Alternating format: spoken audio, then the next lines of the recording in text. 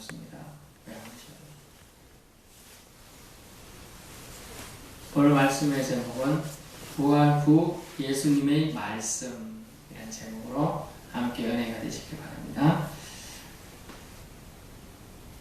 부활절에 원래 이 말씀을 많이 이용합니다만 우리는 올 한 해 1년 동안 마태복음 강해로 수요일을 만났습니다. 말씀을 사실 그대로 보는 것, 또는 묵상하는 것이 중요하기 때문에 말씀을 잘 경청해서 들으실 수 있기 바랍니다. 1절부터 10절에는 부활 직전과 직후의 상황이 잘 표현되어 있습니다. 오늘 1절 보십시오. 안식일이 다 지나고 안식 후 첫날이 되는 새벽에라고 되어 있습니다. 여러분, 안식일이 무엇의 기점으로 안식일이 생겼죠? 여러분 신앙생활을 좀 오래 했으니까 여러분 실력이 있을 줄 알았더니 안식일은 창조를 기념해서 생긴 날이에요. 창조를 6째 동안 하고 마지막 날에 쉬었잖아요. 근데 창조를 기념으로 생긴 날이 안식일이고요. 안식이 지난 후 첫날입니다. 어디죠? 지금 우리가 지키는 주일입니다. 세상사람들 말하는 일요일이 되죠. 이날은 무엇을 기점으로 생겼죠? 주일이라 하죠. 우리가 예수님이 부활하신 시점을 기점으로 해서 주일이라는 단어를 쓰는 겁니다. 이것은 크리스찬의 상식이고 사실 중요한 날이었기 때문에 기억을 하실 수 있기 바랍니다. 새벽에라고 되어 있죠. 새벽에 일어난 장면인데 새벽에는 뭐죠? 사람 정신이 또릿또릿할까요? 좀 흐릿합니다. 제가 며칠간 이제 기도 다녀왔는데 새벽에는 정장을 다 해도 위에 강사님도 사실은 제가 들어보니까 많이 좀 그렇더라고요. 버벅버벅 돼갖고 자기도 기운이 회복이 안 되는지 아주 힘들어 하시는 게 제가 어제 느꼈는데 저도 새벽에 인도하다 보면 가끔 그럴 때가 있거든요. 그래서 제가 심정을 이해합니다. 그런데 새벽에는 사실은 오늘 본문에 두 여인이 가가지고 만나는데 사실은 헛것을 볼 여지도 많아요. 왜냐면 새벽 미명이잖아요. 미명이 제일 어둡다는 걸 여러분 알고 계시나요? 해가 뜨기 직전이 이때가 가장 어두워요. 그렇다고 여인들이 가면서 무덤에 몰래 가는데 햇불 밝히고 가긴 좀 그렇잖아요. 그런 풍선을 이렇게 갈지 몰라도 햇불 이렇게 가고 갈 수는 없어요. 왜? 군병들이 지키고 있는데 당신들 뭐야? 이러면 잡혀갈 수도 있기 때문에 그렇게 할 수는 없는 입장이에요. 새벽에 막달라 마리아와 다른 마리아 무덤을 보러 갔는데 무덤을 왜 보러 갔는지 3일 지난 시점에 예수님 부활하러 보러 갔는지 또는 예수님 말씀을 기억해서 갔는지 아니면 무덤을 잘 있는지 보러 갔는지 정확히는 안 나옵니다만 아마 그 여인들은 말씀을 그래도 어느 정도 기억하고 있지 않았을까라고 추측이 되고 있습니다. 사실 이 여인들은 예수님이 특별히 사랑하시던 여인들이죠. 또 이 여인들은 또 예수님을 특별히 사랑하는 사람들이에요. 그래서 예수님을 특별히 헌신했고 죽는 순간까지 예수님이 운명하신 시체까지 십자가상에서까지 그들은 예수님을 곁에 있었고 예수님 매장할 당시에도 지난주에 봤지만 곁에 있었습니다. 그래서 그들이 주님의 부활 장면을 첫 번째로 목격하는 장면들 2절에 보면 부활 장면이 바로 부활 직후의 장면들이 나오고 있습니다. 큰 지진이 나며 성경 표현에서 큰 지진이 날 때는 어떤 데 지진이 났어요? 대부분 하나님의 임재가 있을 때 하나님의 능력이 함께 할 때 지진이 났어요. 여러분 그냥 지진이라고 살 수도 있잖아요. 지진이 나면 근데 큰 지진이 난다는 뜻이 뭐예요? 땅이 흔들린다는 뜻이잖아요. 돌문이 쉽게 열릴 수 있는 이제 구조로 바뀌고 있는 거죠. 지진이 나면 주의 천사가 이들은 얼마나 특별한 복을 받았는지 천사를 눈으로 보게 돼요. 여러분 천사 눈으로 본 적 있어요? 피터팬에 보니까 천사 같은 작은 뭐가 날아다니는데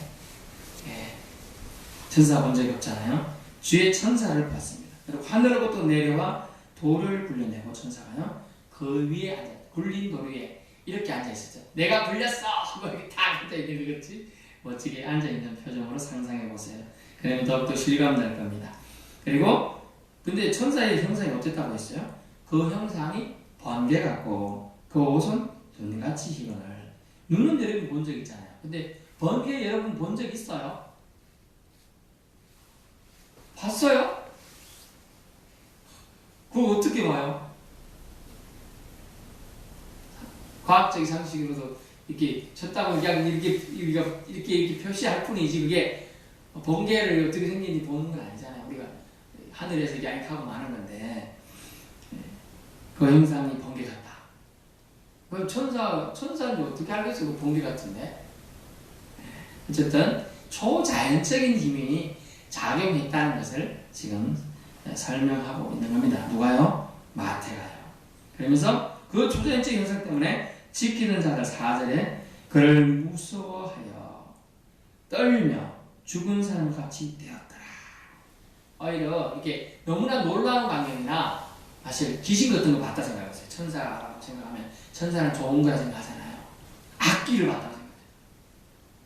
말을 해야 돼. 말도 안 해. 완전 이런 형태로 지금 굳어졌다는 얘기예요. 네, 놀라운 초자연적인 얘기를 하고 있대요. 그러면서 이에 천사가 6절에 그가 여기 계시지 않고 살아나시느니라 라고 말씀하고 있어요.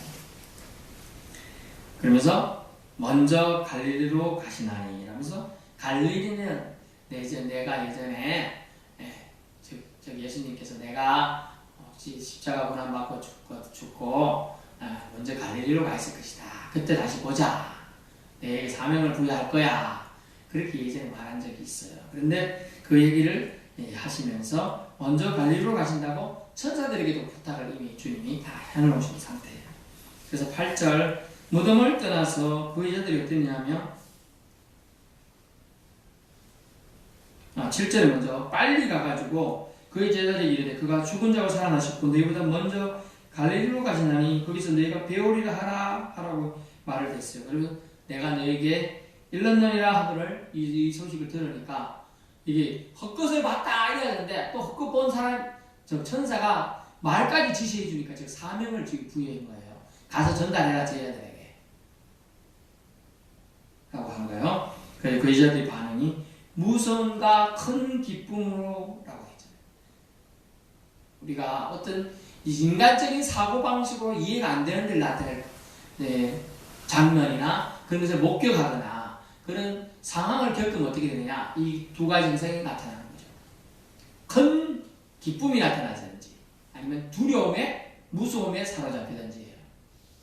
근데 이 여인들은 무섭기도 하고 기쁨도 되고 왜? 주님이 살아나셨다니까 너무나 좋은 거야. 지금. 주님이 정말 살아나셨을까? 지금 본적 봤으면 좋겠는데 아직 못 봤어요. 그런 상태로 지고 있었어요. 그래서 그들은 어떻게 합니까? 마음속에 내면에는 좋은 소식이다. 주님 살아서 빨리 같이 해야겠다. 또 천사도 그렇게 전하라고 했으니까 라고 사명의식을 가지고 지체 없이 지금 가고 있습니다. 그리고 9절에 그 마칼세 8절 끝부분에 제자들에게 알리려고 다름질할세 여자들이 달리면 얼마나 잘 달리겠습니까만은 어쨌든 열심히 갔다는 얘기예요. 새벽 미명이잖아요. 아직 해가 떴을 수도 있지만 아직 뜨기 직전이기도 하고 그런데 잘 안 보이는 그가 다 도로 포장된 것도 아니고 돌짝박이고 또 언덕백이고 이렇잖아요. 산에 지금 돌무덤이 지었을 거 아닙니까? 그걸 가는 게 넘어질 수도 있는데도 지금 열심을 말하고 있어요. 다름질할세 이런 열심을 말해요. 또 열심을 말하는 거죠. 새벽에 갔잖아요. 또 열심을 말해요. 사람의 하면 열심, 사명받은 자의 열심, 지금 열심을 얘기하고 하는 거예요. 그 열심 있는 자는 다람질한다. 주저하지 않는다는 거예요. 그리고 그들에게 가니까 9절에 예수께서 그들을 만나주세요. 그 여인들의 마음을 큰 기쁨을 충족하고 그들의 두려움을 해소시키기 위해서 주님이 직접 만나주십니다. 그들을 만나시되 평안하냐 그는 오늘 마태복음에는 그들을 만나실 때 평안하냐 이렇게 좀 무덤덤하게 표현했지만 다른 병행 구절에서 어떻게 나옵니까? 동산직인 줄 알고 주여 그때 주여는 주인님 이런 뜻보다는 좀 높여지는 존칭으로 부르면서 당신이 예수님이 시체를 가져갔으면 어디든지 가르쳐 주십시오 이렇게 하는 부분이 나온다. 그런데 마리아야 뭐 이렇게 예수님 음성이라 그때서야 안도의 숨을 쉬면서 그들이 말하는 장면이 나오죠. 예수님이 9절부터 20절까지 사이는 예수님이 부활하신 후에 하신 말씀들이 기록되어 있어요. 우리는 그것을 잘 유명해요. 첫 번째 말씀은 뭐냐면 평안하냐입니다. 평안하냐. 이런 말씀을 들었을 때 우리는 두려움이 들까요? 기쁨이 들까요? 그래서 잘 적어보지 말아요. 예수님 제가 정말 어렵게 살다가요. 이제 좀 형편이 살 것 같은데 지금 예수님이 만약 재림하신다면 제가 물론 기쁘죠. 하지만 제가 이걸 좀 누리다가 주님 만나면 좋겠습니다. 이렇게 생각한다는 거예요. 대부분의 사람들은. 한번 누려보지 못하고 주님 오시면 모든 것이 끝나지 않습니까? 이렇게 생각한다는 거죠. 안 그럴까요? 근데 주님은 이 구절을 통하여 그 여인들에게 뭐라고 하냐? 평안하냐라고 해서 평안하냐. 이 말은 뭐냐 하면 카이레테란 헬라어인데요. 카이레테. 말은 원래 기뻐하라는 단어입니다. 기뻐하라는 단어를 뜻하고 있어요. 기뻐하라. 뭐냐면요. 예수께서 그들을 만나는 이르시되 기뻐하라 이 뜻이에요. 이해되세요? 하시면은 얘네들이 나아가 기뻐하라 하니까 예수님이 음성이거든. 발을 붙잡고 경배하는 거 너무 좋으니까 또 예수님이 살아계시. 근데 실제로 발을 붙잡고라고 했지만 또 다른 병인구제는 자발을 짓잡고라 하니까 내가 아직 아버지께로 가지 못했다. 나를 붙잡지 말라 이런 글도 있거든요. 마태의 입장에서 좀 멀리서 봤으면 거기 붙잡는 것처럼 보였을 수도 있잖아요. 그렇게 행세만 했어요. 실제로는 안 잡았어도 그럴 수도 있고 또 마태는 전해들었을 가능성이 있어요. 이 장이 없었으면 전해들었을 거. 그러면 그렇게 자기 좀 그런 게 가미됐을 가능성이 있습니다. 어쨌든 중요한 건 주님이 하신 말씀은 평안하냐라고 말하면서 기뻐하라라고 첫 번째 말씀 주셨어요. 기뻐하라. 내가 사망 권세를 이기고 사망 권세를 깨뜨리고 부활하였느니라. 내가 첫 열매가 되었으니 너희도 나중에 다 부활할 것이다. 나의 기쁨이 너희 안에 있기를 원한다. 라고 주님은 평안하냐라고 말하면서 기뻐하라고 먼저 말씀을 주셨다는 거예요. 두 번째, 이에 예수께서 이르되 무서워하지 말라라고 또 말씀 주세요. 첫 번째 말씀 평안하냐, 자 기뻐하라고. 두 번째, 그러한 불과 그들의 마음에 이게 하나님 주님의 환상인지 주님의 영인지 귀신인지 우리가 생전에 만났던 그 주님인지에 대해서 헷갈릴 수 있잖아요. 마음에는 그럼에도 불구하고 의심이 좀 있었던 것 같아요. 주님은 무서워하지 말라라고 하면서 그들에게 무서움을 떨쳐버릴 것을 재차 말씀해 주고 있습니다. 사람이라면 죽은 것을 목도하고 무덤의 장사까지 다 치른 뒤에 아무리 주님이시라도 살아서 자기들 앞에 우뚝 서가지고 계시다면 귀신인가 내가 환상을 보는가 하고 생각할 겁니다. 또 무서움을 갖기도 하죠. 주님은 제자 여인들을 안심시키기 위해서 무서워하지 말라라고 했다. 주님은 생전에도 부활 후에도 참 친절하신 분임을 알 수가 있어요. 여러분 성령 충만이 뭘까요? 저기 성령이여 임하소서인데 제가 며칠간 집회 갔다 왔잖아요. 전도하는 것 중에 전도 이제 성령 예수 믿습니다 하는 말이 하나 있다. 왜냐하면 성령 충만하십니까? 성령 충만이 뭔가요? 그러면 성령 충만은 마음이 넓은 걸 성령 충만. 여러분 옹졸한 거 마음이 좁은 거는 하나님의 뜻이 아니에요. 성령을 받은 사람 마음이 넓어져요.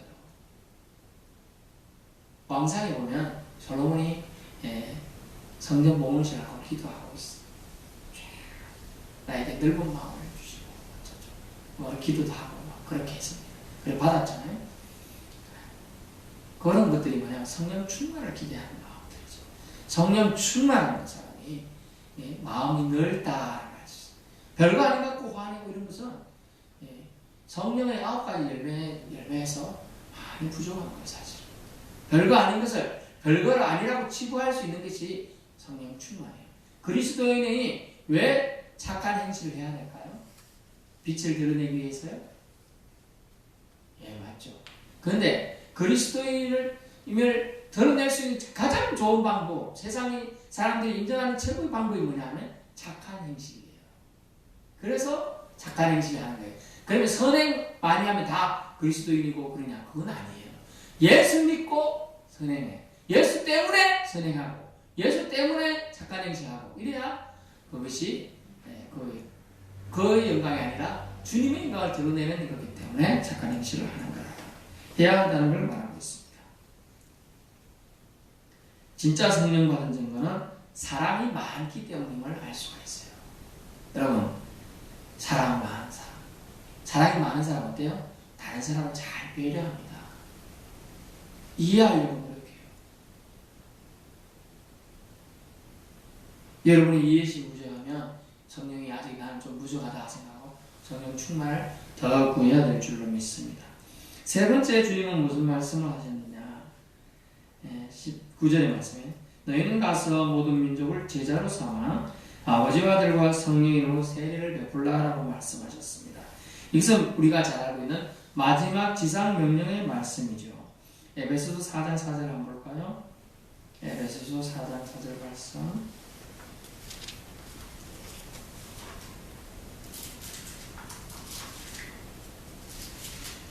신약 312쪽입니다. 몸이 하나요 성령도 한 분이시니 이와 같이 너희가 부르심인 한 소망 안에서 부르심을 받았느니라. 아멘.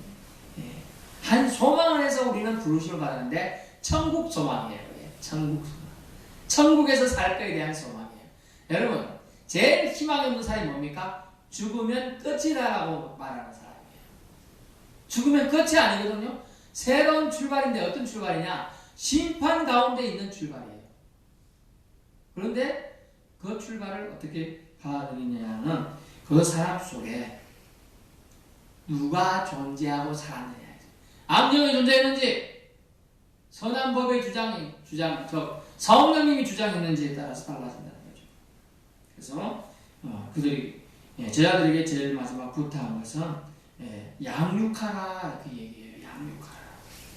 예수님은 부활하신 후에도 자신의 사명을 제자들에게 부탁하십니다. 끝까지 제자들을 통하여 하나님 나라가 이 땅에 구현되기를 원하셨습니다. 그래서 부탁하고 명령하고 계신 겁니다. 예수님은 부활하신 첫 열매로서 유언 아닌 유언을 지금 하고 계셔요. 실제로 예수님은 그들을 양육을 부탁하고 있어요. 하나님의 사람들을 찾아서 제자로 삼고 양육할 것까지 말하고 있어요. 양육하기 위해서는 그러면 어떻게 해야 되죠? 먼저 너희 제자들아, 너희 내 말을 듣고 있는 사람들아, 오늘 예배를 드리고 있는 사람들아, 먼저 너부터 영적으로 무장하라 라고 얘기하면서 영적으로 무장하라, 영적으로 무장하라고 얘기했어요. 여러분이 영이 다운되어 있습니까? 무장을 하십시오. 그것은 어떻게 무장할 수 있어요? 하나님 경외하심의 회복으로 무장할 수 있다는 거죠. 하나님을 경외하는 자는 영적으로 강건해질 수 있습니다. 또 기도로서 하나님과 교제하는 사람은 하나님의 뜻을 무엇인가 이해할 수가 있어요. 또 하나님 말씀을 묵상함을 통하여 우리는 영적으로 무장할 수 있습니다. 아무리 내가 지식적으로 뛰어난 사람이라도 하나님 말씀을 묵상하지 않으면 하나님 말씀에 근거한 판단을 하지 않고 자기 생각이 주관이 나오기 마련입니다. 그래서 말씀의 거울에 항상 비춰보던 그 자세가 필요하다는 거죠.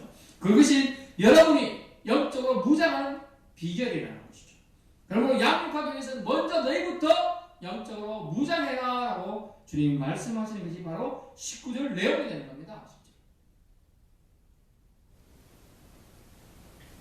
마지막 네 번째는 20절에 내가 세상 끝날까지 너희와 항상 함께 있으리라. 아멘. 이렇게 주님은 오늘 본문에서는 네 말씀을 하셨어요. 네 말씀. 네 가지 말씀을 주셨습니다. 내가 세상 너희와 항상 함께 있으리라 말씀입니다.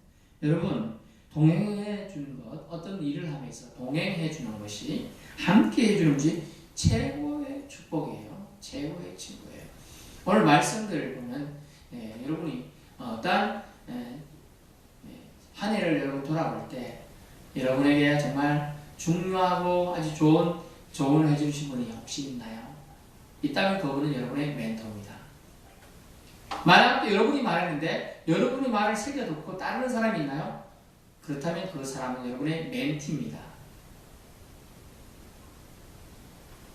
여러분에게 멘토가 있고 멘티가 있다면 여러분은 이미 하나님의 사람으로 지금 일을 하고 계신 거예요. 여러분이 누군가와 동행하고 있고 여러분이 누군가에 함께하는 것이 기쁘다면 여러분은 이미 주님의 사역에 동참하고 있다는 걸 알 수가 있습니다. 여러분, 이런 말이 있죠. 같이 가면 오래 간다. 혼자 가면 빨리 가도 지친다. 여러분 알고 있을 거예요. 오늘 친구가 겨울날 아주 추운데 눈이 엄청나게 왔습니다. 3명의 친구가 가고 있었습니다. 한 명이 목재 다리를 막 빗질려서 다리가 다쳐가지고 걸어갈 수가 없는 생각이에요. 그리고 한 친구는 나는 시간이 너무 급해서 그냥 가는다. 걸어갔어요. 한 친구는 친구를 버려둘 수가 없어서 업고 갔습니다. 너무나 친구를 업고 가니 너무나 덥고 힘이 들었어요. 땀은 뻘뻘뻘 나오는데 한참 가보니까 저 앞서가던 친구는 눈발 속에서 그만 가다가 지쳐서 얼어 죽었다는 거죠. 여러분, 함께 가는 거, 이것이 동행이죠. 그것이 진정한 친구죠. 주님은 지금 마지막 말씀이 뭐냐? 내가 너의 진정한 친구가 되어주겠다. 세상 끝날까지 너와 함께 해주겠다라고 얘기해 주는 거예요. 얼마나 든든한 말씀입니까? 세상은 혼자 살아갈 수 없습니다. 독불장군은 존재할 수가 없는 거예요. 예수님을 의지하며 나와 함께함을, 예수님께서 나와 함께 해주심을 잊지 않고 사명을 인내로 감당하며 살아가라는 뜻이 이 말씀이에요. 여러분은 세상 끝날까지 너희와 항상 함께 있어주겠다. 내가 너의 소망이 되어줄 테니 너는 나만 바라보고 나와 함께 가자. 얘기하고 있는 거예요. 여러분, 부모님도 나중에 여러분의 자녀도 항상 함께 여러분과 있을 수는 없습니다. 그러나 주님은 항상 여러분과 함께 있어 주실 수가 있다는 거죠. 그렇기 때문에 이렇게 장담한 거 아니겠지만 주님이 혼자 장담한 거예요. 내가 항상 너희와 함께 해주겠다. 지금 보이는 예수님은 안 보였지만 누구랑 함께 해주시죠? 주님이 보내신 보혜사 성령님께서 항상 함께 해주신다. 여러분 속에서 무슨 마음이 생기던가요? TV를 좀 더 보고 싶다. 또 컴퓨터를 좀 더 하고 싶다. 예비시간 다 됐는데. 저도 옛날에 주일날 TV 아주 재밌는 공룡이 사람으로 변하는 그런 있었어요. 뭔지 기억이 안 나요. 하여튼 영화입니다. 만화 영화 기억해서 사람 만화 영화인데 사람도 나오고 하는 영화인데 아침에 꼭 그때 예비시간에 아침 9시 그때쯤 합니다. 그게 조금 더 보고 가면 그 전에부터 8시 반부터 보고 가면 이제 좀 늦는 거죠. 그래서 저도 많이 지각했어요. 사실 뛰가도 아무리 빨리 뛰가도 10몇 분 걸리는 학교이니까 지각하면서 가면 후회하죠. 가면 또 후회하는데 그 TV 보고 싶은 유혹이 있는 거죠. 똑같아요. 여러분 지금 뭐가 있어요? 게임 좀 더 하고 막 하고 충분히 갈 수 있다고 생각하지만 그렇지 않다는 거예요. 기회가 여러분에게 없을 수 있다는 걸 말하고 있는 거예요. 주님은 여러분과 항상 함께 해주신다. 어떻게요? 거룩한 영 성령으로 함께 해주신다. 우리는 우리가 더 좋아하는 것 때문에 주님을 놓치지 말아야 된다는 거예요. 주님은 항상 기다려주신다. 본문 표현은 분명히 그런 뉘앙스로 들리지만요. 끝까지 너희와 항상 함께. 근데 주님을 버린 자하고는 절대로 함께 하지 않습니다. 주님을 다른 것과 교체한 사람하고 함께 해주는 뜻, 그런 뜻까지 포함하고 있는 건 아니에요. 주님은 여러분 20절 말씀에 주님이 보할지어다 내가 세상 끝날까지 너희와 항상 함께 있으리라 하신다 했는데 주님이 거짓말을 하실까요? 주님은 여러분 제가 이 성경 다 뒤져봐도 장담하는데 주님은 거짓말을 하신 적이 한 번도 없습니다. 그러므로 거짓은 사탄의 영역이에요. 거짓말을 여러분 삶에서 뽑아내야 됩니다. 저도 제 자신의 삶에서 뽑아내겠습니다. 여러분 주님이 말한 절대 거짓이 없어요. 주님이 말씀하셨으니 사실 거라 믿고 나가고 또 주님이 끝날까지 함께 해준다는 약속은 소망이 되는 우리의 소망이 되는 거예요. 그 소망을 부여잡으면 되는 겁니다. 주님의 말씀을 그대로 믿는 자에게 그대로 일어나는 기적이 여러분 삶 가운데 나타날 줄 믿습니다. 결론입니다. 오늘 두 여인이 어떨 때 만났다고 새벽에 미명에 표현된 부지런하게 주님 말씀을 기억에 찾아갔죠. 또 주님이 천사를 통한 명령을 어떻게 했죠? 다름질할세라고 열심히 그걸 준행해서 또 하는 것을 봅니다. 이거는 그래서 첫 번째 교훈은 부지런한 자에게 기회는 주어진다는 거예요. 즉 예수님 말씀을 간직하고 하나님 말씀을 간직한 자에게는 공이 나타나는 특징이 있는데, 하나님 말씀을 준행한 자의 특징이 있는데, 그들은 열심 있는 사람이다. 성실한 자였다. 여러분이 성실합니까? 그러면 여러분은 하나님 말씀 준행한 자. 성실하지 않았습니까? 열심히 하는 모습이 있는가요? 그러면 여러분은 그런 사람이지만, 그렇지 않다면 여러분이 잘할 거예요. 내가 성실한 거 아닌가? 여러분이 가늠해 볼 수 있길 바랍니다. 주님의 붙잡힌 사람들은, 말씀에 붙잡힌 사람들은 공이 한 가지로 똑같이 그들에게 나타나는 특징이 있었는데 그들은 열심히 있었다는 거예요. 두 번째입니다. 두 번째 교훈은 메신저는 혹 마음에 확신이 안 들더라도 주님의 말씀만 전하는 거예요. 주님의 말씀. 먼저 전하는 것이 중요해요. 사실 예수님이 부활했다 해도 천사가 말했어도 안 봤으니 못 믿을 수 있잖아요. 그러나 가서 전해라. 제자들에게 갈릴리로 주님이 먼저 가신다 하더라 하니까 그만을 믿고 가는 거예요. 천사의 말을. 그러므로 메신저, 전달하는 자는 주님의 말씀만 그대로 전달합니다. 세 번째는 뭐냐면 예수님은 오실 때부터 떠나실 때까지 제자들을 사랑하셨다는 거예요. 사랑하셨기 때문에 부활 성취하는 그 장면까지 제자들을 염려하셨고, 또 제자들을 붙들어주시고 도와주시기 위해서 내가 세상 끝날까지 함께 하겠다는 약속의 말씀까지 그들에게 주시고 계시다는 거죠. 하나님 뜻을 끝까지 수행하신 순종의 모습을 통하여 예수님은 자신의 사랑을 제자들에게 보여주셨습니다. 우리도 그리스도인으로서 끝까지 신앙을 지켜야 될 줄 믿습니다. 순종으로 인내로 말입니다. 기도하겠습니다. 사랑해 주님 감사합니다. 우리 주님의 성도들이